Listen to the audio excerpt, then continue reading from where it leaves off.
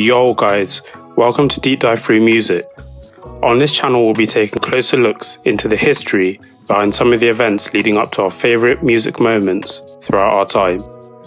Today we'll be taking an in-depth look as to how 18-year-old teen sensation Monica spent 18 weeks as the #1 artist in the world in 1998. 18 weeks having 2 #1 songs on the Billboard Hot 100 was an astonishing achievement, and one that had rarely been achieved in the industry. Only P. Diddy in 1997 and the Beatles way back in 1964 had achieved this record. And at that in 1998 meant that Monica was an elite company at 18 years old. It also meant that Monica was, and still is to this day, the only woman to have 18 or more weeks at #1 in a calendar year. Monica was born on October 24th, 1980 in College Park, Georgia, and from the age of 2 started singing in a gospel choir at her local church. Monica told Ebony magazine that she had grown up in humble circumstances and was living in a single-parent household due to her parents' separation in 1984. This led to Monica having to train herself in singing and entering various talent shows across Georgia. Monica told SiriusXM in a recent interview that her parents' divorce affected her during her childhood, especially her biological father not being present. At 13, I was not speaking to him at all the time, per my choice, not his. I'm upset about what I feel he didn't do when I was growing up or getting to this point. He had never seen me perform or been to a talent show, whereas my mum had been to every single thing that took place. Monica was discovered at the age of 11 by the famous producer Dallas Austin, who himself was still learning the ropes of the music industry. Dallas Austin had produced music for Boyz II Men during their prime, so he definitely knew Monica had what it took to progress in the music industry. It was the lead up to Monica's breakthrough album Miss Thang that Monica showed her tough girl persona to label executives that didn't believe in her or her talent, and also astonishing maturity as a 14-year-old. It was this charisma and aggressive confidence in her lyrics that Dallas Austin knew many girls worldwide could relate to. In an interview with Sway in the Morning, Monica tells us, "Dallas always fought for me. Leave her alone, let her speak. When she's saying something, there's a whole community of girls just like this. Everybody didn't come up with silver spoons. Listen to her. I'm telling you, that's what you're missing." When Miss Thang was released in the summer of 1995, 3 singles from the album charted on the Billboard R&B chart, which made Monica at the time the youngest artist ever to have 2 consecutive chart-topping hits on the US Billboard R&B chart.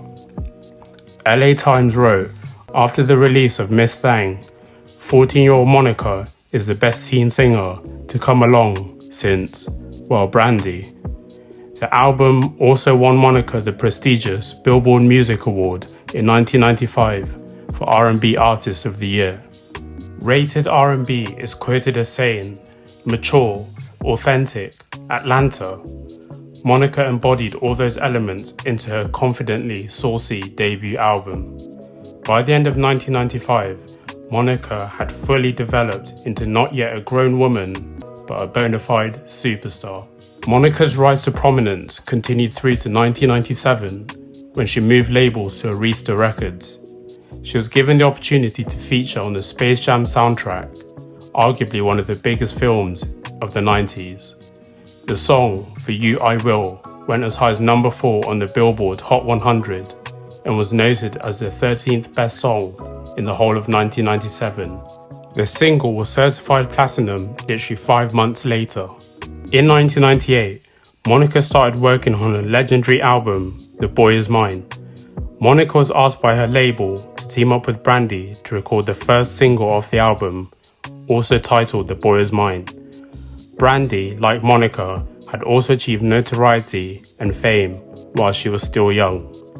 Their very first recording session in California for the song was allegedly the first time they had ever met, although there is some undocumented footage of them being together beforehand.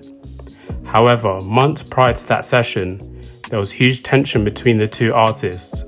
The producer of the song, Rodney Jenkins, says, "I don't think it was necessarily them. It was more the camps fueling it, telling the artists that each of them was better than the other." The two different personalities would low-key start to believe the hype of their camps, and this led to the tension and drama surrounding the recording sessions, the music video, and also the period after the song was released. The song "The Boy Is Mine" was released in May 1998 and was instantly the song of the summer and arguably the biggest song of the entire year. The song spent 13 weeks at #1 on the Billboard Hot 100 and launched Monica and Brandy as the biggest artists in the world at that time. The drama surrounding the two girls continued after the song. They were performing at the 1998 VMAs shortly before Monica turned 18, and the tension that had been brewing for months and months finally came to the boiling point. All the back and forth that had been going on led to Monica punching Brandy in the face minutes before their iconic VMA performance. But as professionals that both girls were, they still went and performed as if nothing had happened before. Monica's second studio album was released on July 14th, 1998, and we all instantly saw the success of the single "The Boy Is Mine." However, Monica's chart dominance across the country didn't stop there. Her second single off the album, "The First Night," which was produced by the legendary Jermaine Dupri, went #1 on the Billboard Hot 100 for 5 weeks in 1998. Monica's album went on to great successes, going triple platinum and being nominated for various awards. But most importantly, the impeccable sound and sheer beauty of her voice resonated with young adults that had grown up in the inner city and felt that Monica was like one of them and was putting in work to be the leader of her new generation.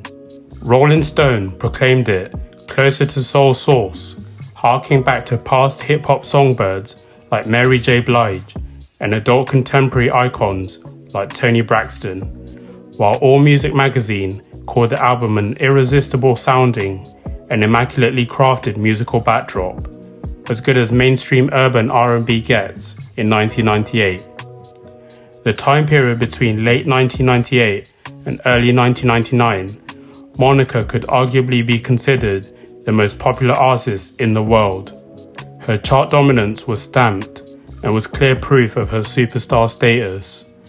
This is how 18-year-old Monica spent 18 weeks as the #1 artist in the world.